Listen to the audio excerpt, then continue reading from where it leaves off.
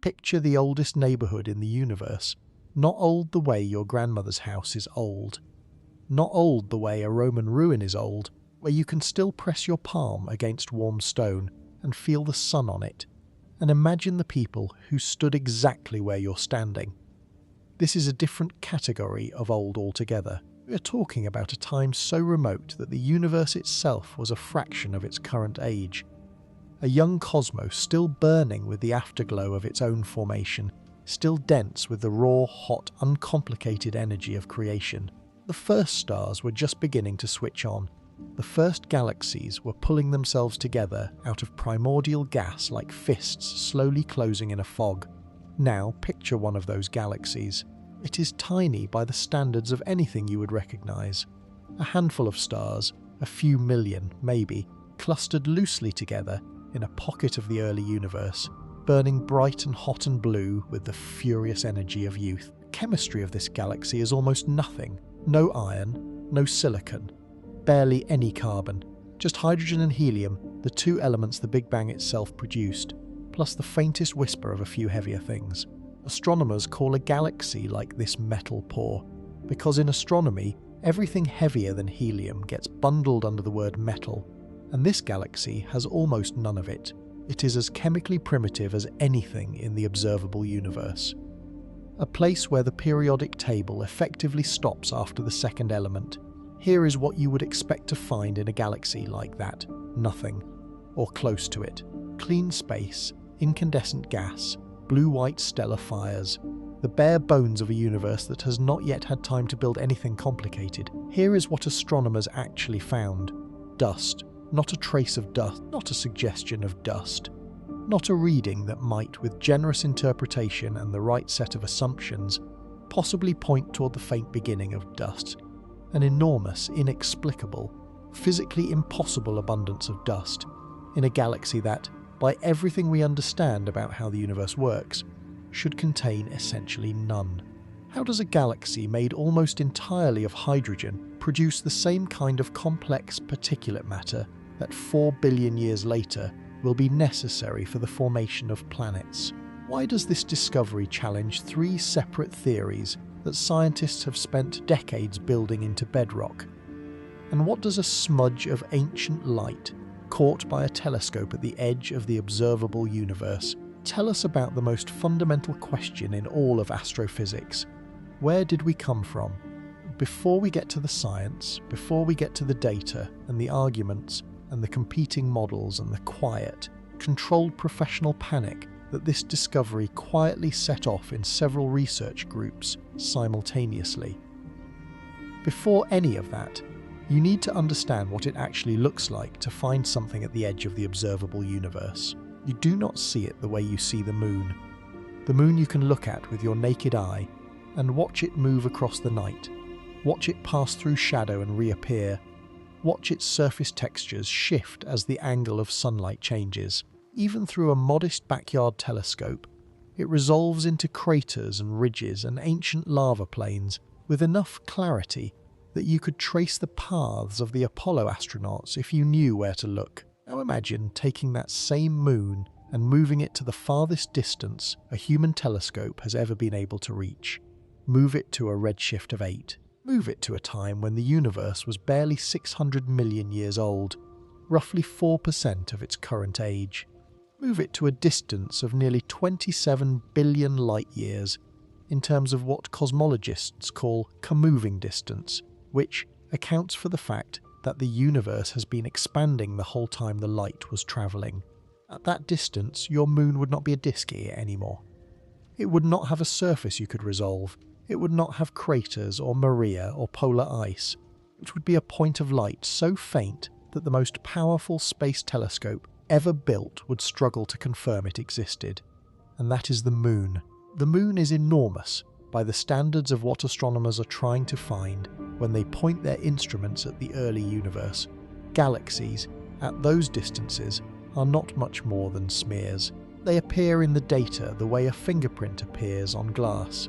A suggestion of something, a slightly too bright cluster of pixels that needs weeks of processing and careful comparison against every possible instrumental artifact before anyone is willing to say yes, This is real. This is a thing that exists. This is light that left a real place in the real universe at a real moment in time. And it has been travelling toward us ever since, and we have caught it, and it is telling us something. The galaxy at the centre of this story goes by a name that reflects the dry, cataloguing efficiency of modern astronomy. It does not have a poetic name, the way Andromeda does, or a mythological one, the way the Pleiades do. It has a designation, a string of letters and numbers that tells you what survey found it and roughly where in the sky it sits. In some of the papers it appears under one name. In follow-up work by different teams with different instruments it appears under slight variations, cross-referenced and confirmed until the scientific community is satisfied that every different team is talking about the same patch of the early universe. For our purposes, let's call it what it is in the most evocative terms available: a primitive galaxy at redshift 8.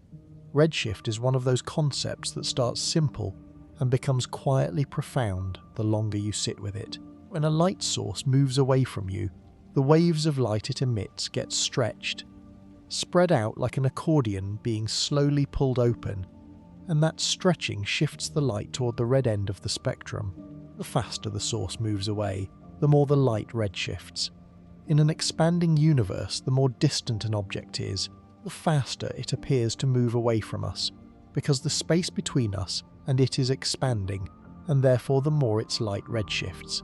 A redshift of 8 means the universe has expanded so dramatically since the light left this galaxy that the wavelengths of that light have been stretched to 9 times their original length. Think about what that means in practical terms. The light that left this galaxy was originally ultraviolet. By the time it reached us, it had been stretched so far toward longer wavelengths that it arrived as infrared, invisible to the human eye, detectable only by instruments specifically designed to capture it. The galaxy is not merely far away in the sense of being a long drive on an empty road. It is far away in the sense that the rules of perception themselves have changed during the journey. Light that left as one colour arrived as another. The universe became a fundamentally different place in the time it took for that light to cross it. And yet, here it is, a smear of ancient infrared light in the data from the James Webb Space Telescope, caught during observations that were not even primarily designed to find it. A faint, reddened signal that took months of analysis before anyone was prepared to say what it seemed to be saying. What kind of galaxy is this, exactly? That question matters because the type of galaxy shapes everything we expect to find inside it. The most metal-poor galaxies in the early universe are what astronomers sometimes call pristine. A word that sounds beautiful but means something almost stark when you think about it carefully. Pristine means unchanged. Pristine means that the processes that build complexity have not yet had time to operate. In the context of a galaxy, pristine means that the generations of stars that manufacture heavier elements through nuclear fusion, that forge carbon in their cores, that scatter iron and silicon and oxygen across space when they die, those stars have not yet lived and died in sufficient numbers to meaningfully change the chemistry of the gas. The galaxy is still running on factory settings, still composed of the same 2 elements it was born with, plus the faint additions of the first brief stellar generations. The galaxy we are looking at, the one that caused the trouble, the one that generated the debate, the one that made several astronomers stare at their screens with the particular expression of someone who has just been told that something they thought was physically impossible appears to have happened anyway, is not exactly pristine. It is close, but it sits in an interesting middle zone. It has had some stellar evolution, some star formation, enough to hint at the beginnings of chemistry, just not nearly enough by any model we have to explain what sits inside it. We will come to what sits inside it. But first, take a moment to really feel the scale of what you are looking at. You are looking at a photograph, and I use that word loosely because what the James Webb Space Telescope captures is not a photograph in any sense a consumer camera would recognise. You are looking at a data image of light that has been travelling for over 13 billion years. When that light left this galaxy, the Sun did not exist, the Earth did not exist. The Milky Way was still assembling itself from the cosmic web of gas and gravity. Every dinosaur that ever lived, every continent that ever drifted, every civilization that ever rose and fell, every person who ever looked up at the night sky and wondered what was out there, all of it happened, from beginning to end, in the time that light was crossing the universe to reach us. And when it arrived, it brought news. News that something in the chemistry of the early universe was happening that we did not expect and cannot fully explain. The question is what? To answer that, we need to understand exactly what astronomers measured, and why, when they first saw the numbers, some of them genuinely did not believe their instruments. The James Webb Space Telescope became operational for science in the summer of 2022, after a 6-month commissioning process that involved deploying a sunshield the size of a tennis court, unfolding 18 hexagonal gold-coated mirror segments with a precision measured in nanometers, and cooling the entire infrared instrument suite to temperatures just above absolute zero. Conditions so cold that the warmth of the telescope's own mechanical structure would, if not carefully managed, drown out the faint signals it was designed to detect. The telescope was built, among other things, to look at the early universe with a clarity no instrument had previously achieved. Its primary mirror is 5 meters across, roughly 2.5 times the diameter of Hubble's primary, and it is optimized for the infrared wavelengths that carry the light of the most distant objects, light that has been redshifted far beyond what the human eye can see, and far into the range where Hubble begins to struggle. When astronomers use JWST to look at a distant galaxy, they are not simply pointing the telescope and pressing a button and waiting for a sharp picture to appear on a screen. The process is considerably more involved, and understanding even the broad outlines of it matters here because it tells you something about the weight of the evidence. Bad results can come from noise, from instrumental artifacts, from misidentification, from incorrect redshift estimates. The steps astronomers take to rule out those possibilities are what give the remaining signal its power. The team involved in the key observations, and we will name names here because this is science done by human beings with careers and commitments and a great deal at stake, not by a faceless institution, included researchers working with data from JWST's NIRSpec instrument, which stands for Near Infrared Spectrograph, and the MIRI instrument, which stands for Mid-Infrared Instrument. If NIRSpec is a precision ruler measuring the faint fingerprints of chemistry in starlight, MIRI is a heat-sensitive eye capable of detecting the warm glow of matter that the shorter infrared wavelengths cannot reach. The combination matters, and here is why. Dust, the ordinary kind, the kind that collects on your bookshelves and drifts through sunbeams and makes you sneeze, is made of tiny solid particles. In interstellar space, those particles are things like oscillocate grains, carbon compounds, polycyclic aromatic hydrocarbons, tiny crystals of minerals that form in extreme environments. They are not large. Most interstellar dust grains are smaller than the wavelength of visible light, but they exist in enormous quantities, clouds of them threading through galaxies, between stars, filling the vast interstellar medium with a haze of solid matter. And they do something distinctive. They absorb ultraviolet and visible light from stars. They reprocess that energy and re-emit it at longer wavelengths, in the infrared.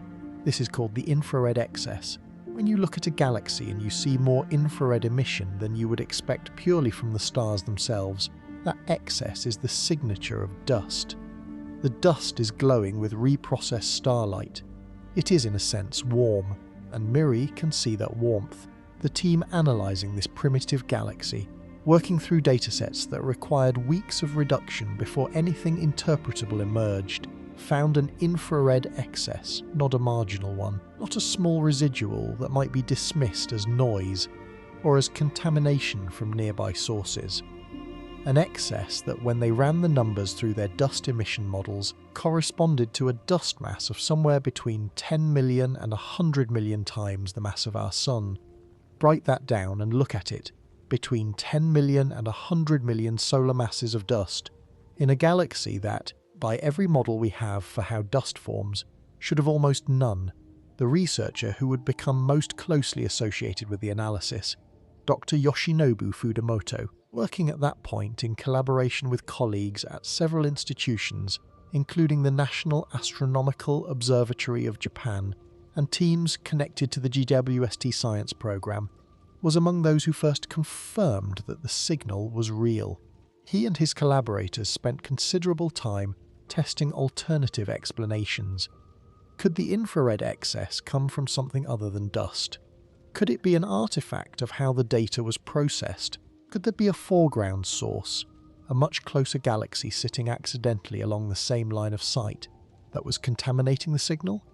One by one, the alternatives fell away. The redshift of the galaxy was confirmed independently through spectroscopic measurements. The technique of spreading the galaxy's light into its component wavelengths and identifying the characteristic spectral lines of hydrogen and other elements shift predictably with distance and allow astronomers to determine with high precision how far away an object is. The redshift was 8. The galaxy was where they thought it was, in time and space. The infrared excess could not plausibly come from active galactic nucleus emission, from a supermassive black hole at the centre of the galaxy heating surrounding material. The spectral shape was wrong. AGN emission has a distinctive signature. This was not it. The signal was consistent across multiple bands. It persisted through different reduction pipelines. It held up when the team used independent datasets to cross-check. It was, as best as the team could determine, real, and it implied a dust mass that broke things. Here is the number that matters most. The stellar mass of this galaxy, the total mass of all its stars, is estimated at somewhere around 1 billion solar masses. That is not a large galaxy. For context, the Milky Way contains somewhere between 200 billion and 400 billion solar masses of stars. This primitive galaxy at redshift 8 has roughly 1,000th of the stellar mass of our own galaxy. Now compare the dust mass. If the minimum estimate is correct, 10 million solar masses of dust, then the ratio of dust to stellar mass in this galaxy is around 1%.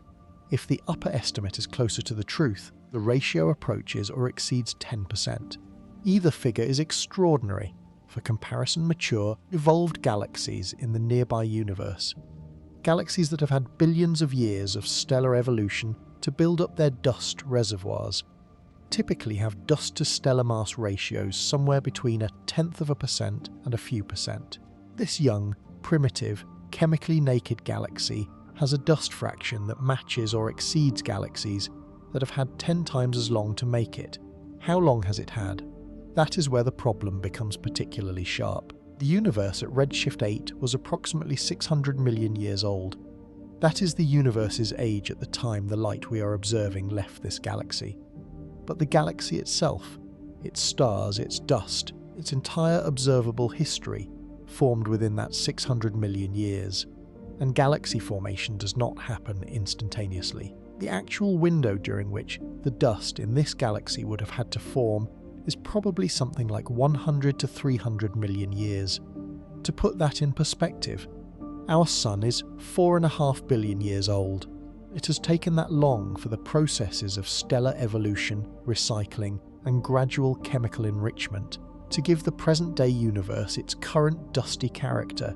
This galaxy did, in roughly 2 to 5% of that time, what we thought took billions of years. There is another number that compounds the problem, and it comes from the spectroscopic data.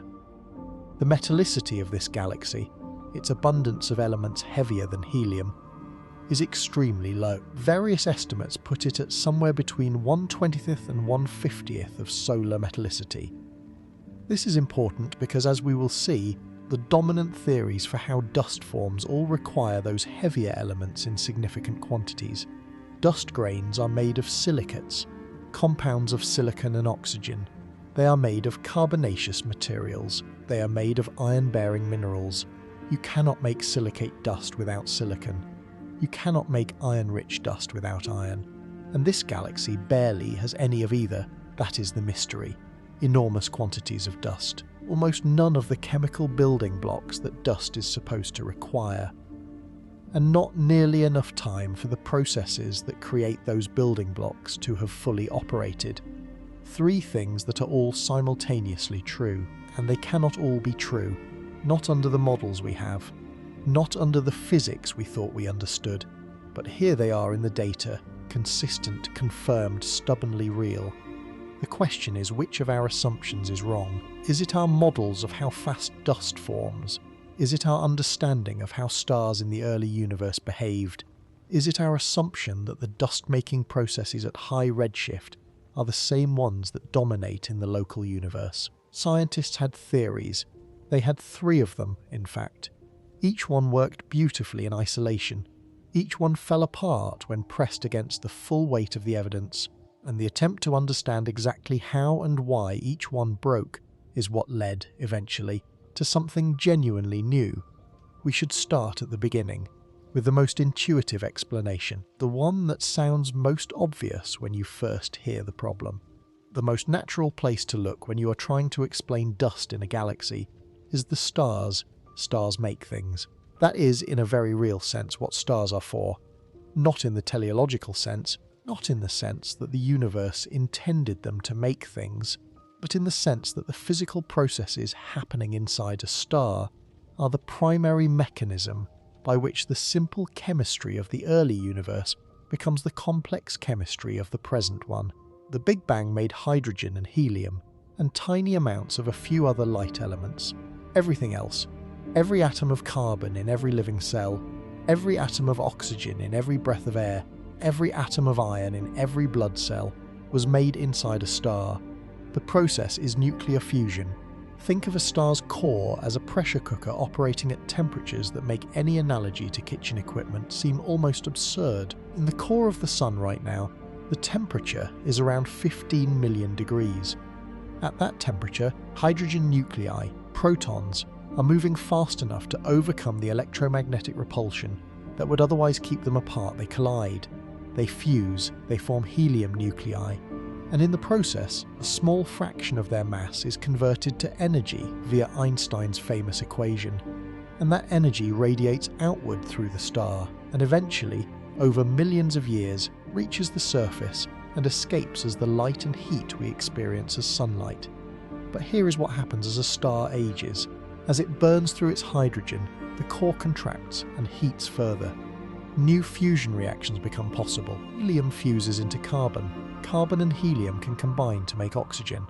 In the most massive stars, those with more than about 8 times the Sun's mass, the process continues. Oxygen fuses, neon fuses, silicon fuses. Each reaction requires higher temperatures and pressures, and each reaction produces heavier and heavier elements until the star has built up a layered structure like an onion, a core of iron surrounded by shells of silicon, oxygen, carbon, helium and hydrogen, each burning at slightly different rates and temperatures. Iron is where stellar nucleosynthesis stops. Fusing iron requires adding energy rather than releasing it. An iron core does not burn, it simply accumulates, growing heavier and denser until the outward pressure of fusion can no longer balance the inward pull of gravity. And then, in a fraction of a second, the core collapses. It implodes. The outer layers of the star fall inward, bounce off the newly formed neutron star or black hole at the centre, and explode outward in one of the most energetic events in the universe, a supernova. In that explosion, and in the wind-driven mass loss that precedes it in many types of massive stars, the stellar interior is ejected into space.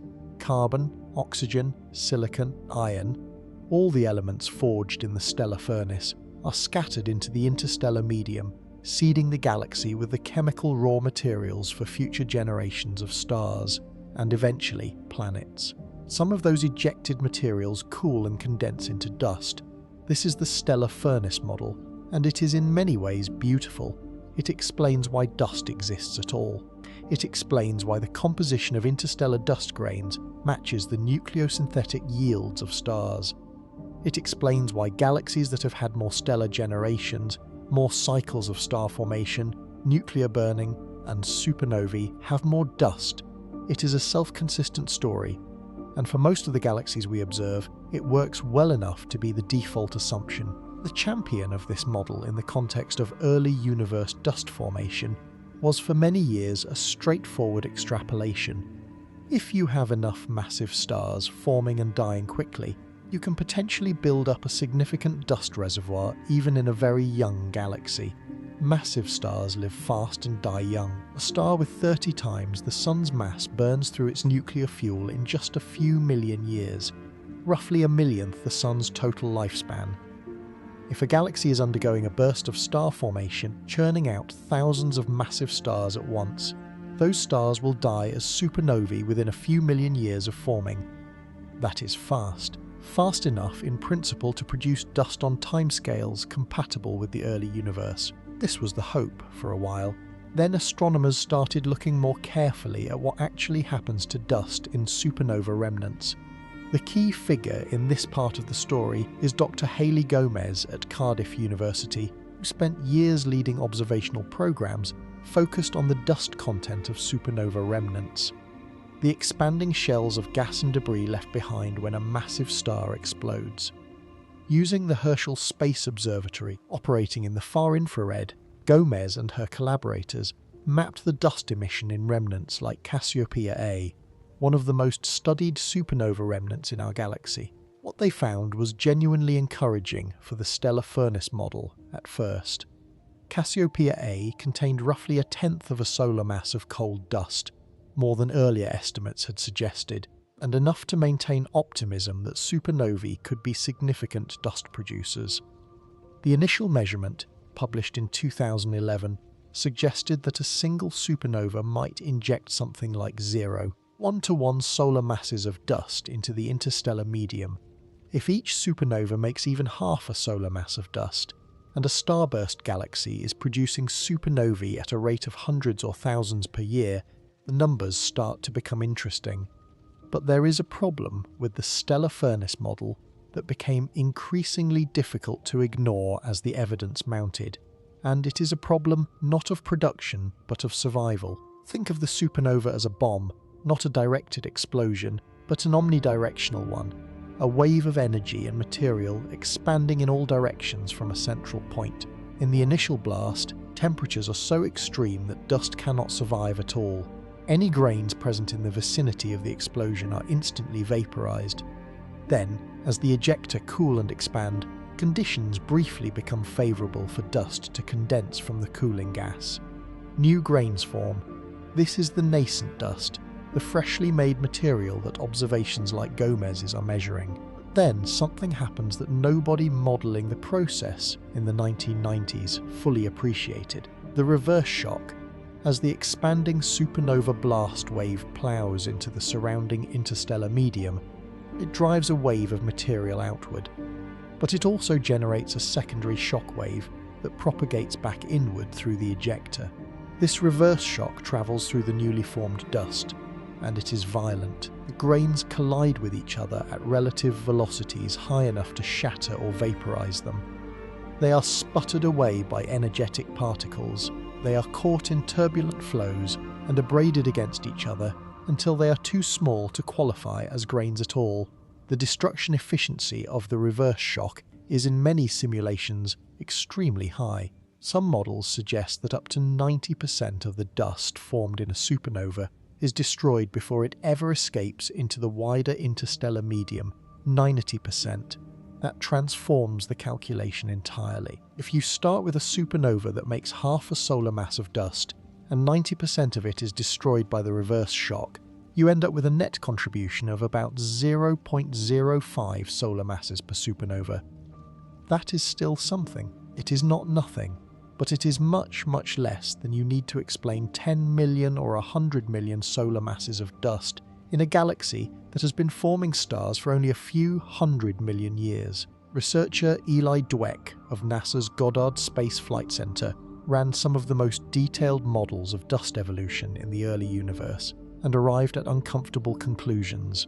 Even under optimistic assumptions, high star formation rates, high initial dust yields per supernova, favorable interstellar conditions, the stellar furnace model struggled to produce enough dust to match what observations were finding in high redshift galaxies.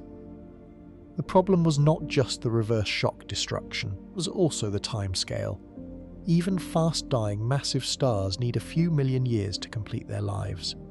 Then the dust needs time to form and cool and to survive the reverse shock and accumulate in the interstellar medium. When you stack all those timescales together, the stellar furnace model requires the galaxy to have started forming stars earlier than the observations sometimes allow. And sometimes the window simply is not there.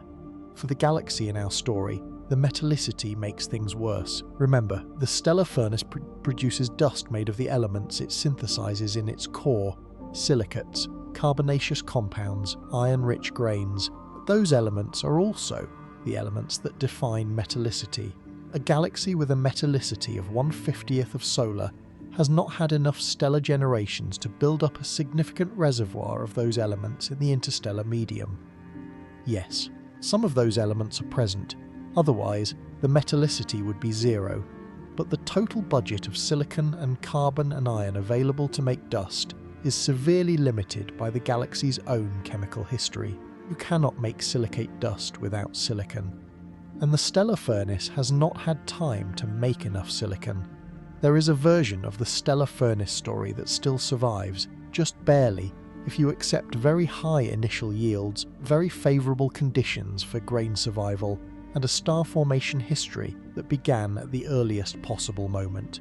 Researchers like Marta Matsuura and collaborators have argued for higher dust yields per supernova than the consensus estimate, pointing to specific cases where the evidence seems to support more efficient dust formation in the ejecta.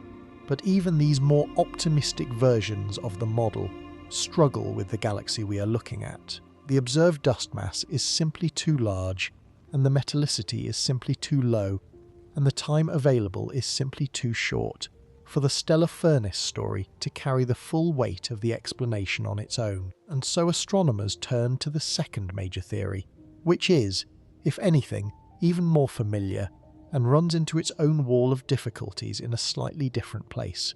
Let me be honest with you about something. The astronomy community does not agree on what to do with this discovery. There are, broadly speaking, 3 camps, and each one is staffed by brilliant people looking at the same data and reaching different conclusions. Camp 1 revised the mass threshold. The first group argues that the 13 Jupiter mass threshold should be abandoned as the definition of the lower boundary of brown dwarfs, and replaced with a lower limit, perhaps 5 or even 3 Jupiter masses. Under this view, the category of brown dwarf expands downward to absorb the jumbios and the free-floating planetary mass objects that Webb has found.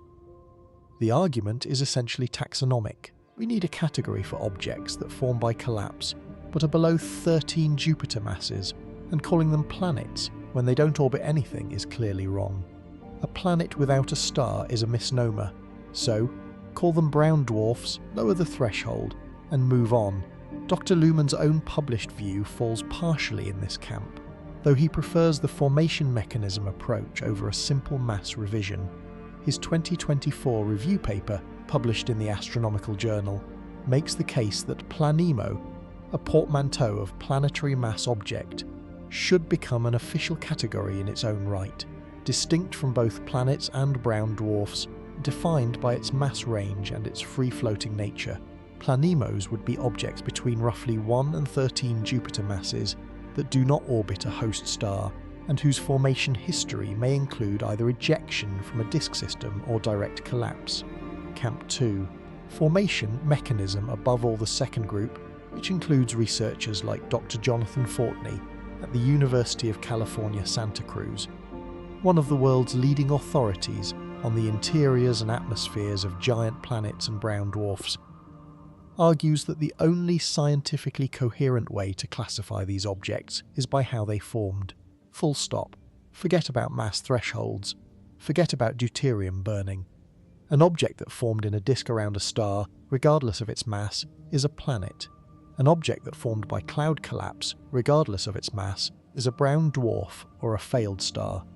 The problem, of course, is that we currently have no reliable observational method to determine for any given object, whether it formed in a disk or by collapse.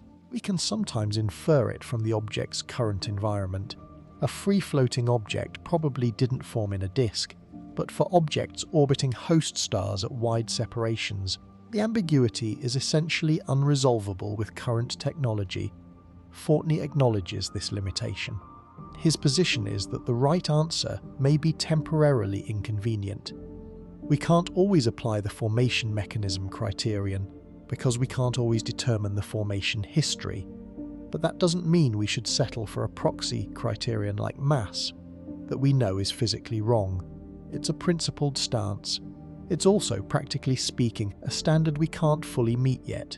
Camp 3. We need new categories. Entirely the third group, smaller, but perhaps the most intellectually interesting, argues that the problem isn't where to draw the line. The problem is that we're trying to draw a line at all. Dr. Niku Madhusudan at the University of Cambridge, who leads a group focused on exoplanet atmospheres and who has published extensively on the chemistry of substellar objects, made this argument in a 2023 perspective piece in Nature Astronomy. The universe, Madhusudan argued, does not care about our classification systems. The objects we observe form a continuum in mass, in chemical composition, in temperature, in internal structure. The fact that our taxonomy requires a line between planet and brown dwarf says more about how human minds work, our preference for discrete categories, than it does about how the universe works. Physics is continuous. Our categories are not.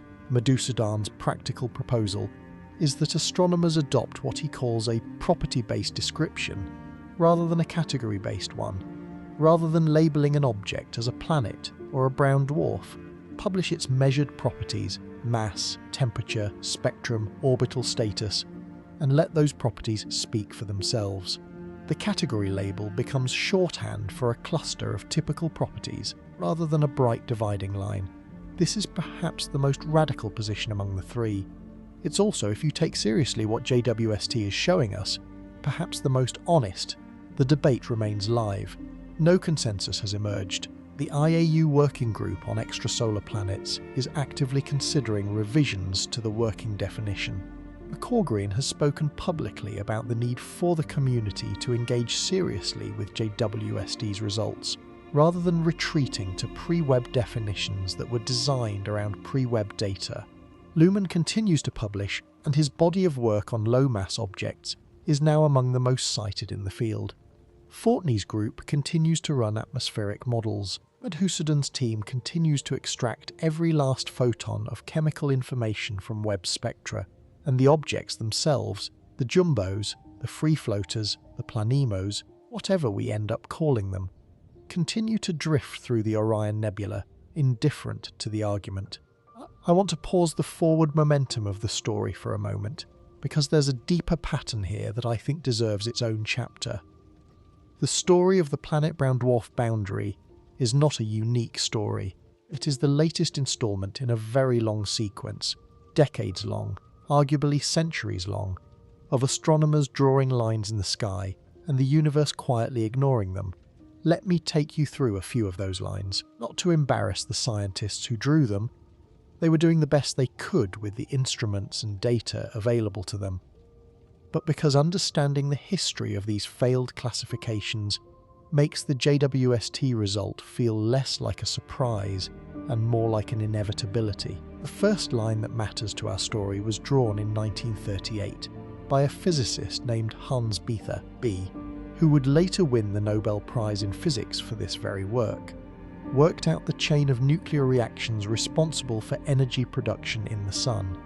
His paper, published in Physical Review in 1939, established the proton-proton chain and the carbon-nitrogen-oxygen cycle as the mechanisms by which stars convert hydrogen into helium. This was a genuine triumph of theoretical physics.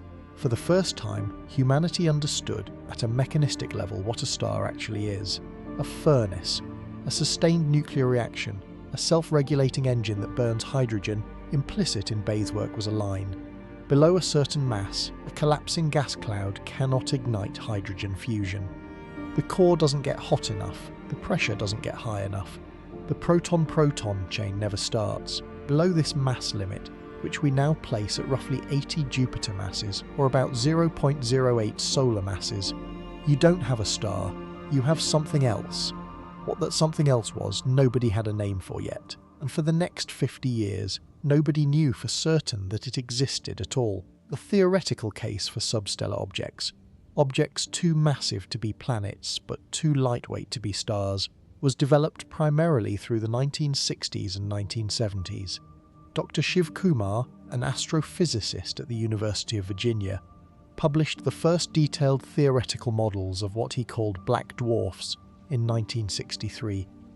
Objects below the hydrogen burning limit that would form glow briefly on the heat of their own gravitational contraction, and then cool and fade. Kumar's black dwarfs were exactly what we now call brown dwarfs, right down to the mass range and the cooling behaviour. He had the physics correct. But no telescope of the era could detect such an object. They were too dim, so Kumar's prediction sat in the literature for 30 years, largely unverified. In 1995, the same year Jill Tarter coined the name brown dwarf. The first confirmed brown dwarf was announced. It was called Gliese 229b, a companion to a red dwarf star about 19 light-years from Earth, detected by a team led by Dr. Tadashi Nakajima at the California Institute of Technology using the Palomar Observatory's 60-inch telescope. Gliese 229b was cold enough, around 950 Kelvin at its surface, to show clear methane absorption in its spectrum, a chemical signature that could not be produced by any star. The detection was a triumph. Kumar's 32-year-old prediction was confirmed. Brown dwarfs were real, and the community exhaled. The line was validated. The category was established, or so it seemed, because what happened next, over the following decade, is a pattern that should now feel familiar. As detectors improved, as sky surveys became more sensitive, as infrared astronomy matured from a specialty into a mainstream tool, more and more brown dwarfs were found. Hundreds, then thousands. The 2MSS Sky Survey, the 2-micron All-Sky Survey, completed in 2003, catalogued hundreds of L&T dwarfs across the sky. The WISE satellite, launched in 2009, found hundreds more, including the first Y dwarfs. And as the population grew, the distribution of masses in that population started to look uncomfortable.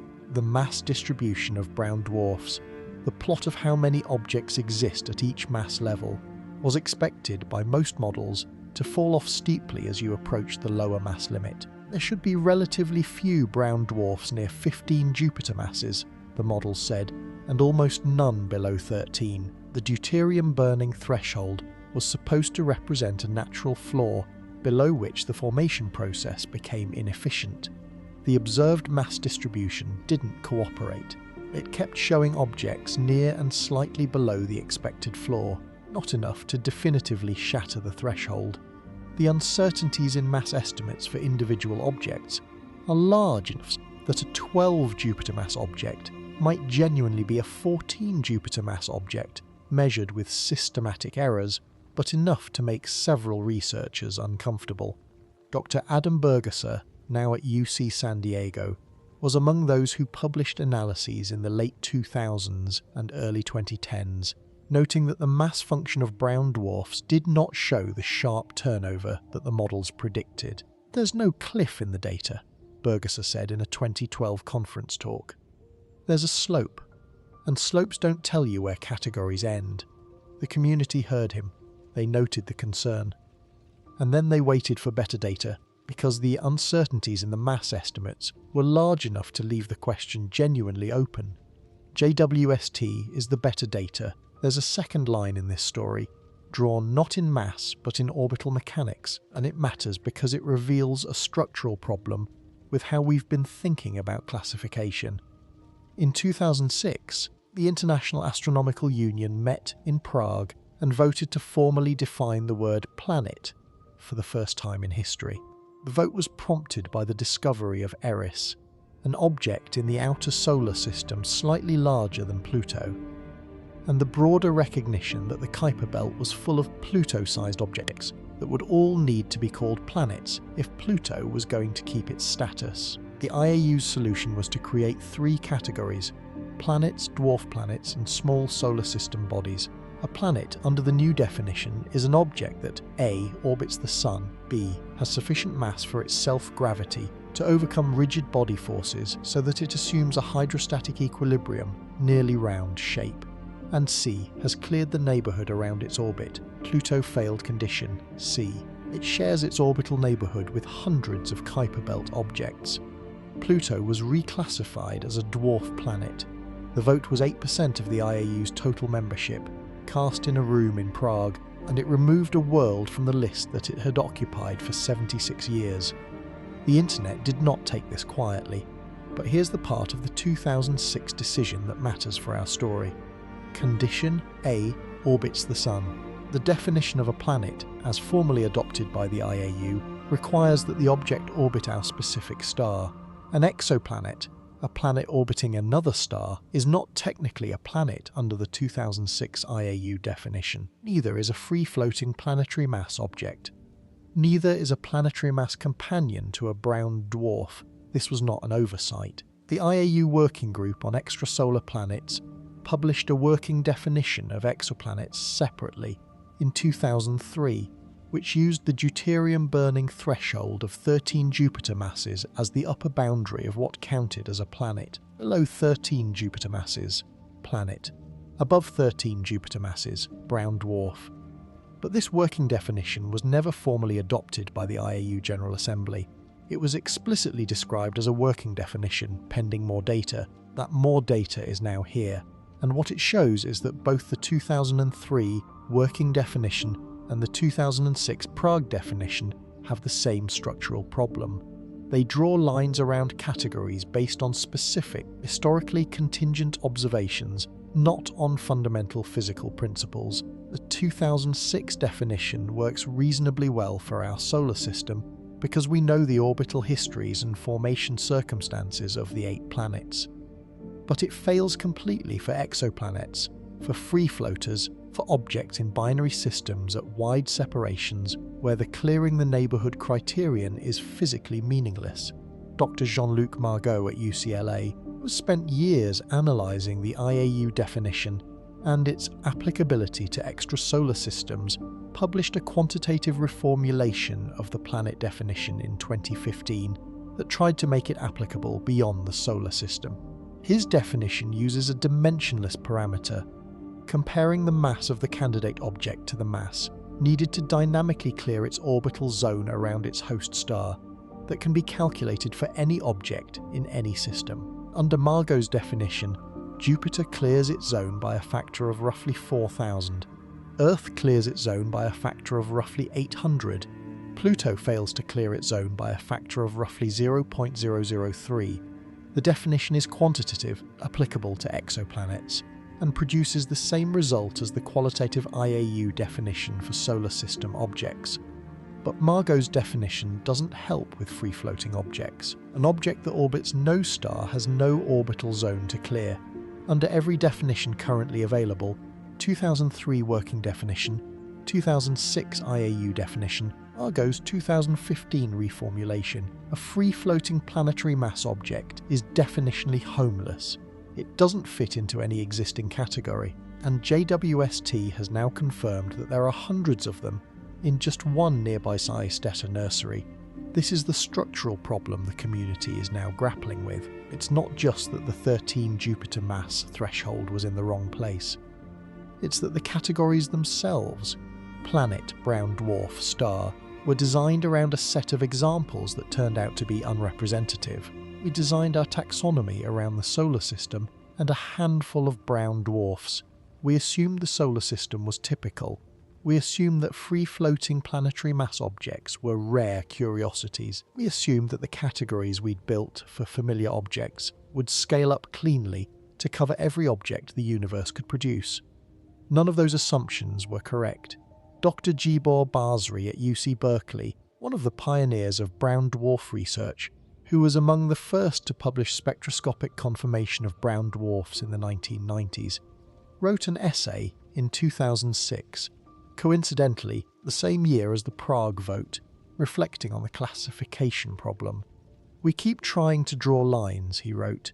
in a space that the universe has filled continuously. The lesson of every generation of telescope is the same. The lesson is that the map is not the territory. The territory is always richer than the map. He was writing about brown dwarfs and the difficulty of defining them precisely. He could have been writing about JWST's findings 2 decades later. The sentiment is the same. The lesson is the same. We draw lines. The universe ignores them. And then, eventually, we build a better telescope. And the better telescope shows us what the universe was doing while we were busy arguing about the lines. That telescope right now is Webb, and what it's showing us is that the territory between the last star and the first planet is not a line, it's a landscape. A continuous, populated, chemically complex landscape stretching across 4 decades of mass. From the least massive free-floating orbs detected at barely 1 Jupiter mass, up through the brown dwarfs, up through the substellar objects that teeter at the edge of hydrogen fusion, and into the red dwarf stars at the bottom of the stellar sequence. The landscape has no fence in it. We put the fence there, and now we know it was always in the wrong place. JWST's discovery of the jumbios and the continuous mass function of planetary mass objects was not a single observation that can be treated as a footnote and set aside. It has fundamentally altered the telescope's science program for substellar objects, and it has triggered a cascade of follow-up investigations that are either already underway or already scheduled. Let me walk you through what is actually happening right now, or as close to right now as a telescope in deep space 1.5 million kilometers from Earth allows. First major follow-up program is the ongoing spectroscopic survey of jumbio candidates in multiple star-forming regions beyond Orion. Corgreen and Pearson's original paper was based on imaging data. It identified objects by their appearance and their brightness. Imaging can tell you where objects are and roughly how massive they might be. Spectroscopy tells you what they're made of and, critically, how they formed. Webb's in-ear spec instrument is now taking detailed spectra of the most interesting JWST candidates, particularly the binary pairs, because binary systems carry information about formation processes that single objects don't. 2 objects orbiting each other must have formed close together, which places constraints on whether they could have been ejected from separate planetary systems. Preliminary spectroscopic results from the binary jumbios discussed by the team at the European Astronomical Society meeting in mid-2024 suggest that the paired objects share very similar chemical compositions, consistent with having formed from the same parcel of gas, rather than having been ejected separately and subsequently captured. This is evidence against the ejection model and for the in situ formation model. It is not conclusive, the sample is still small, but it tips the scales. The second major follow-up involves Rho Ophiuchi, another stellar nursery, this one only about 390 light-years from Earth, making it the closest star-forming region to our solar system. So close that Webb can resolve individual objects down to masses even below 1 Jupiter mass. Dr. Alicia Canteloube, a researcher at the Laboratoire d'Astrophysique de Marseille, who has been involved in JWST's follow-up imaging programs, is leading a survey of Rho Ophiuchi designed specifically to map the low-mass end of the object population, in a region where the sensitivity advantages of JWST are most extreme. The preliminary results from this survey, discussed at the 2025 American Astronomical Society meeting in January, show that the continuous distribution seen in Orion is reproduced in Rho Ophiuchi. It's not a quirk of one particular region. It appears to be a universal feature of star-forming environments. Everywhere JWST has looked at the low-mass end, the boundary smears. The third line of investigation is arguably the most ambitious, a dedicated program to find and characterize free-floating planetary mass objects not in nursery clusters, but in the general field, the ordinary background of space between stellar nurseries. This matters because if these objects are abundant in star-forming regions, they should also be drifting through the broader galactic neighbourhood, detectable as cold, dim objects with the chemical signatures that JWST's spectroscopy has now calibrated. the so-called JWST Moving Object Sensitive Survey, informally called MOSS by some team members, though it's not yet an official program name, is in the proposal and planning stages, seeking to use Webb's infrared sensitivity to detect and characterize isolated planetary mass objects within a few hundred light-years of the Sun.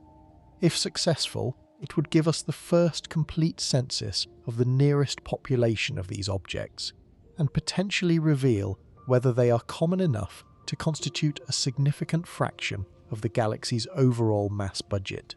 That last point, the mass budget question, is one that the cosmological community has been paying close attention to. Dark matter is the invisible material that makes up roughly 27% of the universe's total mass energy content. One of the early candidates for dark matter, now largely ruled out but occasionally resurrected, was a class of compact, low luminosity objects called MACHOs, massive compact halo objects. The thinking was that the galactic halo, the extended spherical region surrounding the Milky Way's disk, might be full of dim, hard-to-detect objects like brown dwarfs and cold white dwarfs, collectively accounting for a significant fraction of the missing mass. MACHO candidates were largely ruled out by gravitational microlensing surveys in the 1990s and 2000s, which showed that there aren't enough compact massive objects in the halo to explain the observed dark matter. Those surveys had limited sensitivity to very low-mass objects. Objects in the planetary mass range were essentially undetectable. JWST's new census of free-floating planetary mass objects is unlikely to restore MACHOs as a major dark matter candidate, but it will refine our understanding of the total mass in low-luminosity objects, which is a genuine gap in the accounting. Finally, there is a direct implication for the study of exoplanet atmospheres, which is arguably Webb's most publicly celebrated scientific contribution to date. When Webb takes a spectrum of an exoplanet atmosphere, it is comparing what it sees against models. Those models are built on our understanding of how temperature and chemistry interact in substellar atmospheres. The free-floating JWSTs are, in a very real sense, giant planet atmospheres walking around without planets attached to them. They're uncontaminated by the light of a host star, which means Webb can study their atmospheric chemistry in isolation, without having to do the complex subtraction of stellar light that makes exoplanet atmosphere studies so technically demanding. Every spectrum Webb takes of a JWST is, simultaneously, a direct observation of a cold giant planet atmosphere and a calibration point for the models used to interpret every other exoplanet spectrum. Dr. Artigau at Montreal has been explicit about this in multiple talks. The jumbos, he said at a conference in 2024, are the Rosetta Stones of giant planet atmospheres. We can stare at them as long as we want without worrying about the star. There's a fourth line of investigation that I've been wanting to bring in here, because it connects the JWST story to something that will be a major driver of JWST's science program for the rest of this decade. And that is the question of directly imaged exoplanets. Most of the exoplanets we've discovered, the 5,000 and counting confirmed worlds in the exoplanet catalogue, were found by indirect methods. The transit method detects a tiny dimming of a star's light as a planet passes in front of it. The radial velocity method detects the tiny wobble a planet induces in its host star as they orbit their common centre of gravity. These methods are extraordinarily productive, but they tell you about the planet's size, mass, and orbital period. To characterize an atmosphere, to take a spectrum and find out what the planet is made of, you need to either observe the planet transiting its star, which only works for planets in close orbits around their stars, and which requires the star's light to contaminate everything you measure, or you need to directly image the planet, to actually resolve it as a separate point of light from its star. Direct imaging is hard. Stars are billions of times brighter than the planets orbiting them. Finding a planet in a direct image is like trying to spot a firefly hovering next to a searchlight at a distance of several kilometers. Before JWST, only a handful of exoplanets had been directly imaged, all of them young, hot, massive planets in wide orbits around their stars. the only category bright and far separated enough to be distinguishable from the stellar glare. Webb has been changing this. Its coronagraphic instruments, systems that physically block the light of a star to reveal faint objects nearby, have already produced new direct detections and unprecedented spectroscopic characterizations of known directly imaged planets. HR 8799 B, C, D and E, a system of 4 giant planets orbiting a star 130 light-years from Earth, was studied by Webb in 2023, yielding the most detailed spectra of young giant planet atmospheres ever obtained for any directly imaged system. But here's where the jumbos become crucial. The atmospheric models Webb uses to interpret the spectra of directly imaged exoplanets like the HR 8799 system are calibrated against brown dwarf spectra, because brown dwarfs are the best analogues for young giant planet atmospheres, being roughly similar in temperature, gravity, and chemical composition. Before Webb, the brown dwarf calibration library was built from warm L and T dwarfs. Y dwarfs, the coldest brown dwarfs, whose temperatures overlap with those of mature Jupiter-like planets, were so poorly characterized that the models were essentially extrapolations in that temperature range. The jumbos and the cold free-floating objects Webb has now characterized in Orion, IC 348, and Ro Ophiuchi have given atmospheric modelers a library of calibration objects in exactly the temperature range, 300 to 800 Kelvin, that corresponds to the atmospheres of the most interesting exoplanet targets. Planets old enough to have cooled to these temperatures. Planets that might, under some models, be in the range where atmospheric chemistry begins to look like it might support complex organic molecules. Dr. Brittany Miles at the University of California, Santa Cruz, who has been leading several of JWST's brown dwarf and directly imaged planet spectroscopy efforts, has described the cold free floaters as the missing rungs on the ladder being the temperature sequence that connects the warmest, most well-characterized brown dwarfs to the coldest, most interesting exoplanet atmospheres. Before Webb, several rungs of that ladder were either missing or very poorly measured. After Webb's first 2 years of cold substellar spectroscopy, the ladder is nearly complete. This has an immediate practical consequence. When NASA's Nancy Grace Roman Space Telescope launches, currently planned for 2027, it will conduct a direct imaging survey of the galaxy covering roughly 100 times the area of previous surveys. It will detect thousands of directly imaged planet candidates. Every one of those detections will need to be characterized spectroscopically. The models that will be used to interpret those spectra are being calibrated right now, using JUMBO and cold brown dwarf spectra from Webb. So the jumbos are not just interesting in their own right, they are, in a very practical sense, the training data for the next generation of exoplanet characterization. The objects that broke our classification system are now being used to build the tools with which we'll understand the next 10,000 worlds. There is something almost comic about that. The objects we couldn't name are now teaching us how to read the atmosphere of every planet we'll find in the next generation of surveys.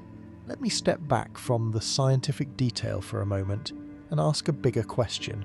Why does it matter how we classify these objects?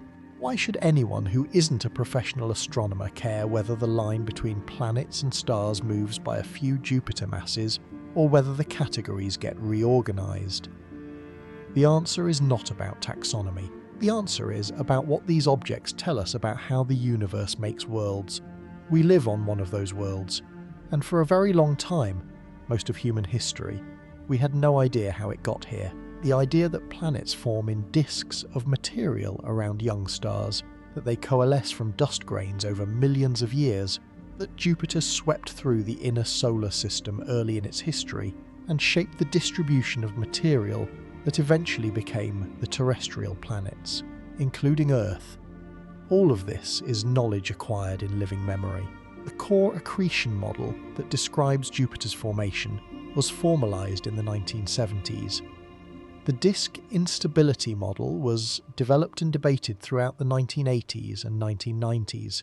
The NICE model The simulation of the early solar system's dynamical evolution that predicted the late heavy bombardment was published in 2005. We are still, in geological terms, in the infancy of understanding how our own solar system came to be. The Jumbos complicate this story in a specific and important way. If objects of 1 to 5 Jupiter masses can form by direct collapse from nebular gas, without disks, without a parent star, without any of the scaffolding we associate with planetary formation, then the process of making giant planet-scale objects is far more common and far more diverse than we thought. This matters for the frequency of planetary systems like our own. It matters for the habitability of the universe. And it matters in a more philosophical sense. If the boundary between planets and stars is smeared, then the category of planet is not a sharp-edged container, but a fuzzy region in a continuous space of object types. That fuzziness has implications for the great question underlying most of JWST's science program: are we alone? The search for life beyond Earth rests on identifying planets, specifically Earth-like planets in the habitable zones of Sun-like stars. The definition of what counts as a planet is not a bureaucratic formality. It shapes which objects get included in biosignature searches, which atmospheric spectra are interpreted through the lens of habitability, and which worlds are considered candidates for future missions. If the category is fuzzy at the high mass end, if there are planets that are too massive and too hot to be habitable, blending into brown dwarfs, and if the category is fuzzy at the free-floating end, if there are planets that orbit nothing and are warmed only by their internal heat, then the category-based approach to the search for life starts to show cracks. This is not a theoretical concern. Dr. Sarah Seeger at the Massachusetts Institute of Technology, who has spent her career developing the theoretical framework for detecting biosignatures in exoplanet atmospheres, has written about the need to think beyond Earth-like planets in the habitability conversation. Could a free-floating planetary mass object, warmed from the inside by residual heat from its formation, sustain liquid water in its subsurface? The answer under some models is yes, for the first billion years or so of the object's existence, before it cools below the threshold. These are not worlds we'd consider habitable in the traditional sense, but they're not entirely impossible either. And JWST has now confirmed that these objects exist in large numbers. Dr. Madhusudan's group at Cambridge has already begun modelling the atmospheric chemistry of the coldest known free-floating planetary mass objects, asking whether, under the temperatures and pressures measured by JWST's spectrographs, there are windows of chemical complexity that might be relevant to prebiotic chemistry, the kind of chemistry that precedes life. It is very early days, the models are speculative, but the fact that this line of inquiry exists and that it's being pursued by serious scientists using real data reflects how deeply JWST has shifted what's considered an interesting question. There is a more personal dimension to this as well. Every culture in human history has had some version of the question, what are those lights in the sky? For most of that history, the lights in the sky were divided into two categories: the fixed stars and the wandering stars, the planets. Everything was either one or the other. The word planet comes from the Greek for wanderer. The ancients were not wrong to use a different word for objects that moved against the fixed background of the sky. Those objects were different in important ways, but the category was drawn around the observational behaviour of light, not around the physical nature of the objects themselves. Science has been revising and complicating those categories ever since. Uranus was discovered in 1781 and immediately created a controversy. It looked like a planet by the old definition, but moved too slowly, had the wrong colour, the wrong apparent size. Neptune was predicted from the perturbations of Uranus's orbit before it was seen, which meant a category of object that influences observable objects existed before the object was found. Pluto was discovered in 1930 and classified as a planet, only to be stripped of that designation in 2006, when the IAU formally defined what a planet is for the first time, and Pluto, sharing its orbital neighbourhood with hundreds of Kuiper belt objects of comparable size, didn't make the cut. Every revision of the category planet has been accompanied by controversy, discomfort, and eventually acceptance. The acceptance comes because the revision always illuminates something. It always reveals that reality is more complicated and more interesting than the category it was replacing. Pluto's reclassification taught us about the Kuiper belt and the structure of the outer solar system. The broadening of planet to include hot Jupiters taught us about planetary migration and the chaotic early lives of planetary systems. And now JWST's revelation that the boundary between planets and stars is smeared across a continuous range of masses teaches us about the full diversity of ways the universe can build an object.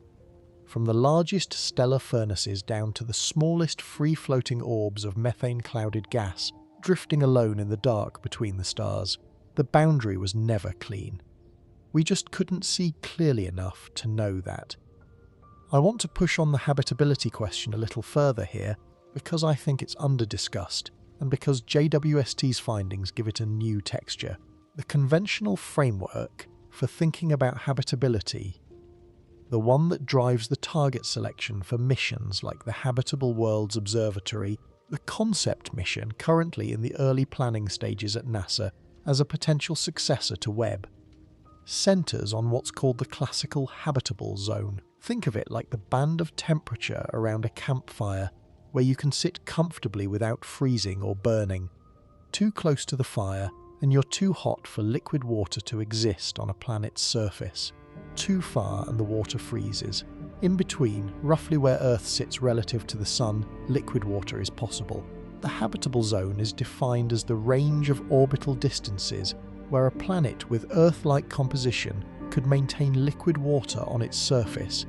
This is a reasonable starting point, but it's a starting point built around two specific assumptions: that the planet is in orbit around a star, and that the energy source for warming the planet is stellar radiation. Take away either of those assumptions, and the habitable zone concept doesn't directly apply. Free-floating planetary mass objects have no star. They receive essentially zero stellar radiation, but they are not cold from the moment of formation. An object of 5 Jupiter masses, freshly formed by cloud collapse in a stellar nursery, begins its life at temperatures of thousands of Kelvin. It is hot.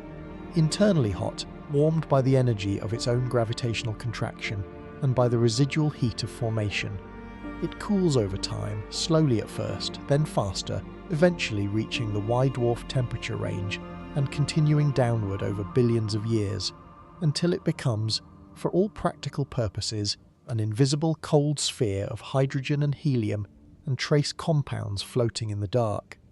But in the first few 100 million years of its existence, free-floating planetary mass object is warm enough to potentially maintain liquid water. Not on a surface. These objects don't have surfaces in the way that rocky planets do. They're gas objects through and through, but in their atmospheres. At the right pressure level in the atmosphere of a young, warm, free-floating object, temperatures and pressures might sit within the range where liquid water droplets form, where water chemistry happens, where the building blocks of more complex molecules are stable. Dr. Sarah Seeger at MIT, whose work on biosignatures and atmospheric characterization has shaped the entire field of exoplanet science, has written about this possibility in a speculative but scientifically serious paper co-authored with Dr. William Baines in 2022. The paper asks, under what conditions might life arise in the atmosphere of a gas world? Not on a surface, in the atmosphere. The scenario is not as wild as it sounds. On Earth, we know that bacteria and other microbial life exist in the upper troposphere, suspended in cloud droplets, taking up nutrients, reproducing, dying, cycling. The conditions in a young, free-floating planetary mass object's atmosphere are not Earth-like, but the question of whether some form of chemistry complex enough to be called prebiotic might occur there is not obviously ruled out. Seeger is careful to note that this is highly speculative. The paper doesn't claim that life exists in the atmosphere of young free-floating objects. It asks whether the conditions for chemistry of sufficient complexity are met. The answer, in the paper's assessment, is possibly. in some atmospheric pressure and temperature windows for some fraction of the object's early lifetime. Possibly. JWST has now confirmed that young free-floating planetary mass objects exist in large numbers in stellar nurseries throughout the galaxy. Their atmospheric conditions, temperatures, pressures, chemical compositions are now being directly measured for the first time. The spectra web is taking of these objects are the first empirical data that can be used to test whether the atmospheric windows Seeger identified are actually present in real objects, not just in models. The data is very early. The analysis is in its infancy. No claim of prebiotic chemistry in a jumbo atmosphere has been made, and I want to be absolutely clear about that. What has been made is a set of detailed spectroscopic measurements that are now allowing researchers to ask the question seriously, with real data, for the first time. That is a different scientific moment from the one before Webb existed. Before Webb, the question was theoretical. After Webb, it is empirical. The objects exist, the spectra exist, the chemistry can be studied. Whether the answer turns out to be, no, these are boring cold gas balls with no interesting chemistry, or something more surprising, we don't know yet. But the question is now in the domain of science rather than speculation, and that transition from untestable speculation to testable hypothesis is precisely what major observatories are built to make possible. There is one more implication I want to cover before the closing reflection, and it's the one that I find personally the most arresting. It concerns not the objects themselves, but the number of them, and what that number implies about the odds. The Drake equation, the famous formula proposed by radio astronomer Frank Drake in 1961 to estimate the number of communicating civilizations in the galaxy, contains a term called FP, fraction of stars with planetary systems. When Drake first proposed the equation, this fraction was completely unknown. We had exactly one example of a planetary system, our own solar system. Whether any other star had planets was an open question. By the mid-1990s, when the first exoplanets were confirmed, the answer began to emerge. By the time the Kepler Space Telescope finished its survey in 2018, we had enough data to estimate that essentially every star in the galaxy, almost all of them, has at least one planet.